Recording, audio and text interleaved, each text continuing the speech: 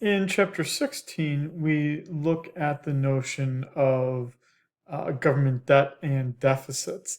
And quite simply, the fact of the matter being that we in the United States, at least, almost typically do run a deficit, and that those deficits over time add up to debt. So we look at this trend over time, we do some cross country comparisons.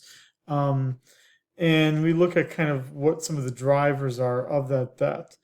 Um, what we try to do in looking at the level of that deficit debt, though, is try to understand the way in which the debt that exists might not be as bad as we think it is after we start to adjust for things like the business cycle, after we start to reflect on even just how um, difficult it is to both manage all the assets that the government is sometimes buying with that deficit, but then also taking into account the fact that inflation exists, and that might drive the spending part of the category much faster than the revenue or the tax revenue that comes in, part of the problem.